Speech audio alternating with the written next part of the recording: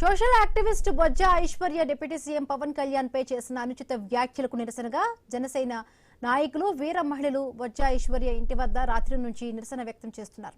చేసిన వ్యాఖ్యలను వెనక్కి తీసుకోవాలంటూ కూడా నిరసన కార్యక్రమాన్ని ఉధృతం చేస్తామంటూ కూడా హెచ్చరిస్తూ ఉన్నారు. దీనిపై మరింత సమాచారం మా ప్రతినిధి రాజేష్ అందిస్తారు. ఏలూరు క్రైస్తవ మహాసభలో జరిగిన ప్రశ్న రావణ్ చేసిన వ్యాఖ్యలపై పిఠాపురం పోలీస్ స్టేషన్లో వారు కేసు నమోదు చేశారు.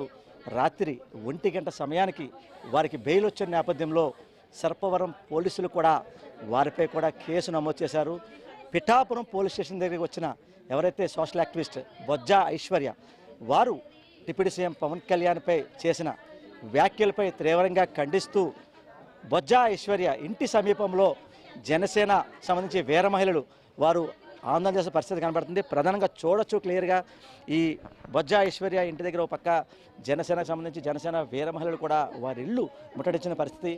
డిప్యూటీ సీఎం పవన్ కళ్యాణ్పై చేసిన వ్యాఖ్యలు ఏవైతే ఉన్నాయో వారికి వెనక్కి తీసుకుంటూ దానికి క్షమాపణ చెప్పాలంటూ కూడా ఒక పక్క వీర మహిళలు అయితే ఆగ్రహం వ్యక్తం చేసే పరిస్థితి చెప్పచ్చు. ప్రధానంగా చూసుకుంటే ఈ బొజ్జా ఐశ్వర్య ఇంటి సమీపంలో కూడా సుమారు రాత్రి 8:30 సమయం నుంచి కూడా ఈరోజు సుమారు 1 గంట సమయం అవుతుంది.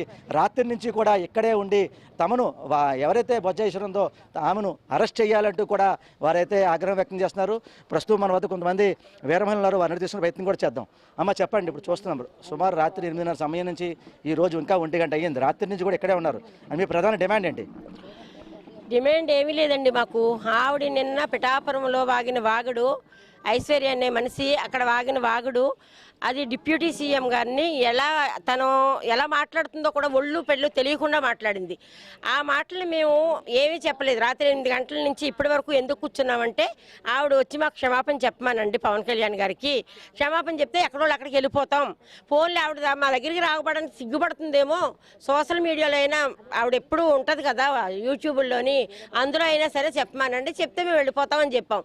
ఆవిడ చెప్పలేదు సరికదా. ఇక్కడ మాకు డిపార్ట్మెంట్ అంతా కూడా మమ్మల్ని వెళ్ళిపోమని చెప్పేసి రాత్రి నుంచి ఒకటే మాట చెప్తున్నారు వాళ్ళు, మీరు ఇక్కడి నుంచి వెళ్ళిపోండి, మీరు ఇక్కడి నుంచి వెళ్ళిపోండి.